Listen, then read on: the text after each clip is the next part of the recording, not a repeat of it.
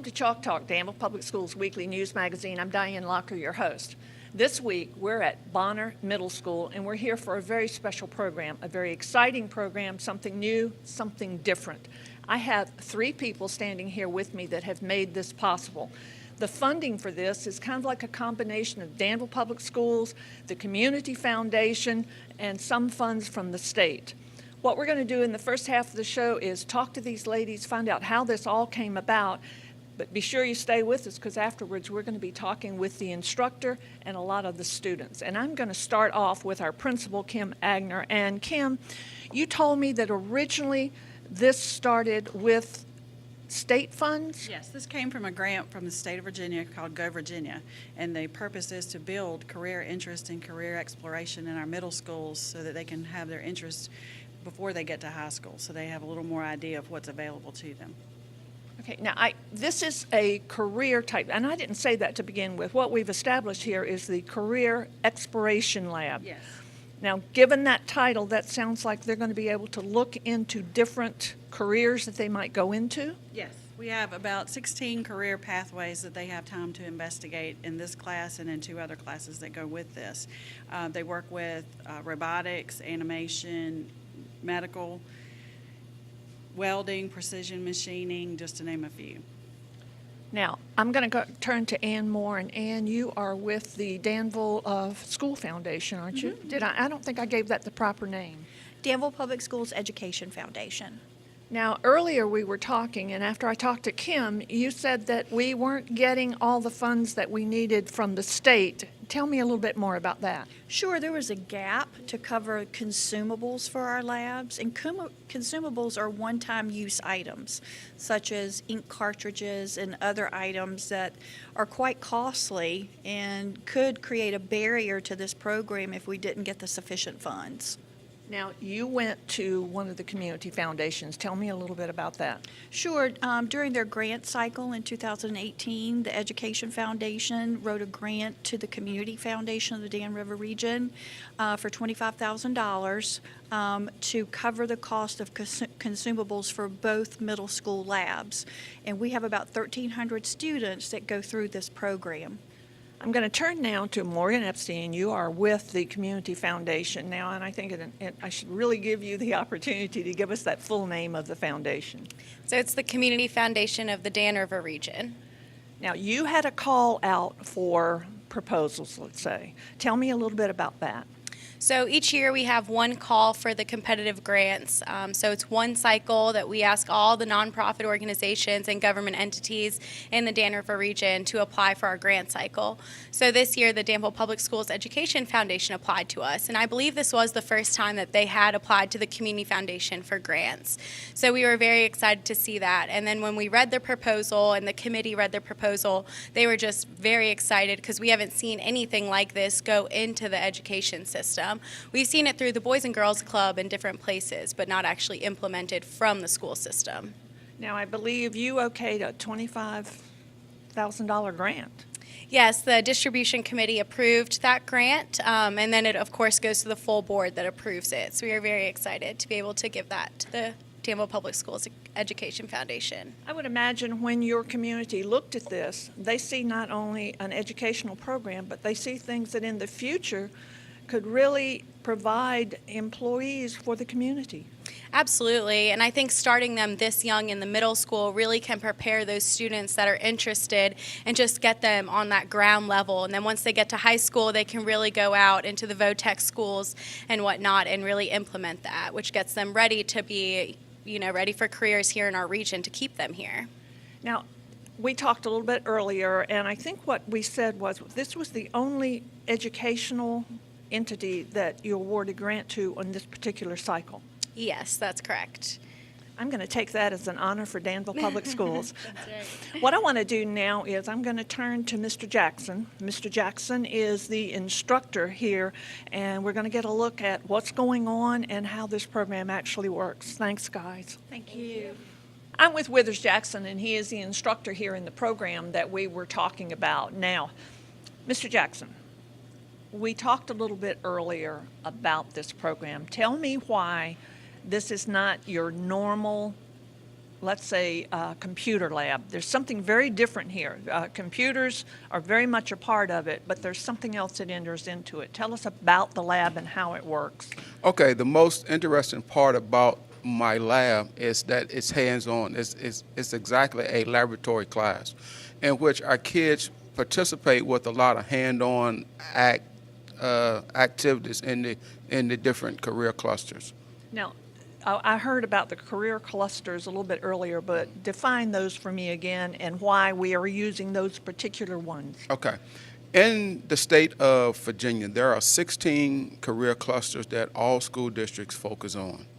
We here in Danville Public Schools, and especially at Bonner Middle School, we're focusing on the 6 major career clusters that tie in with George Washington High School. Okay, so when you say tie in with George Washington High School, what you're saying is whatever you're looking at here is also being offered at GW High School. Correct. This leads back to what I heard in talking with the ladies a little bit earlier about starting earlier. Yes. Wh- It's very important that students get a grasp of what they want to do early, so that when they get to George Washington High School as freshmen, they already have a focus in mind instead of coming to high school and waiting until their junior and their senior year start exploring other things. But when they are in the middle schools, they have the opportunity to explore those areas. And when they get to high school, then that interest, they can go right into that career focus when they get to George Washington High School, instead of going to high school and saying, well, I think I might want to try this. Or maybe even maybe wasting a little bit of time just looking at everything that's available once they get to George Washington. What you're saying is they may already know in their freshman year exactly what they want to do. And that is the overall goal, so that when they leave the 8th grade, they know exactly what career cluster they want to focus on when they get to George Washington High School. Now, briefly tell me about I think you said there were 6 career clusters. Tell me a little bit about them. Well, we chose 6 career clusters that tie in with George Washington High School, and those are, the first one is engineering, robotics and automations. Then we go IT coding, then we do healthcare, then we do automations, and then we do precision machining, and the last one is welding. Now, what you're saying then is if I'm a student here in this lab, if I choose one of those 6 areas, that's available at George Washington High School. That is correct. Tell me what you're doing right now. I was looking at one of the other computers and I did not see this sheet. What is this? Right now, answering this question, it says, what is the job summary of an athletic trainer? So I'm just looking it up. And You do it. Now, this is not CPR, is it? no. What are you looking at? Health science. But this is another facet of health science, right? Yes. And you mentioned something about sports. What was that? It's just asking what is the job summary of an athletic trainer. Now, tell me the different areas you've looked at since you've been in this lab. We've been through automation and different other types of stuff. What do you think of this lab? How do you like working on the computer and then doing, let's say, what they're calling hands-on? I like it a lot Why? because I guess because it's hands-on, because like you actually get to do the stuff instead of just like looking at it. Yeah, that's true. It's more experience actually handling it after you've read about it on the computer, right? Right. What do you want to do? Let's say you're going to be leaving here and going to GW. What do you want to do? You think this helps you? Yes. Why? Because I probably want to be like a computer engineer. Okay. Can you do that at GW? Probably. Yes. You can do anything at GW, can't you? Thank you. You're welcome. Haleigh, how old are you? I am 12. And what grade are you in? I am in the 6th grade. Now, tell me, I've been talking to Mr. Jackson and the ladies that helped us get the program going and your principal. Tell me what you're doing right now up here on this screen. Well, at the moment, I'm going over my CPR basics that Mr. Jackson assigned to us on Google Classroom. It's a really good, just a wrap of how to actually go through CPR, and I'm glad he shared it with us because even though I've already learned CPR, I got things from this sheet that I didn't know before. Now, you're going to be able, after you do this portion, you're going to be able to do some work on the, I would say, dummies up there. Yeah. Okay. What do you think of this lab?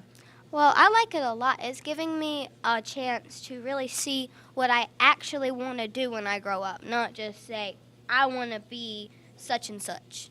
It's giving me a chance to see what I want to be and then do it. That way I'll have a better understanding. And I really like this. I really like this lab a lot. Now, this is like the medical thing. Tell me about any other areas that you have looked into. Well, we've also looked into robotics, and we've built a car before and driven a car, actually. And we've also got... When you say that you built a car, did you actually physically do that or do it on the computer? No, we actually built it out of Legos, and it was one of those little... it was very complex, actually, and it was a great chance for me to understand robotics and how it actually works. And we also did automations and engineering in our classroom, and I really enjoyed that as well. Now, tell me which one out of those three that you just talked about would be your favorite?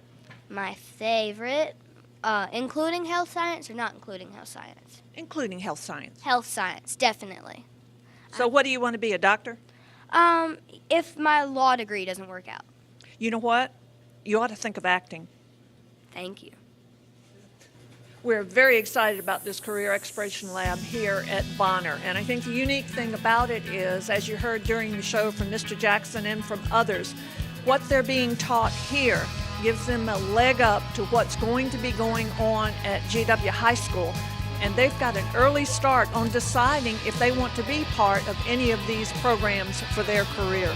I want to thank all of you for being with us this week, and be sure to tune in next week to find out what we're doing in Danville Public Schools.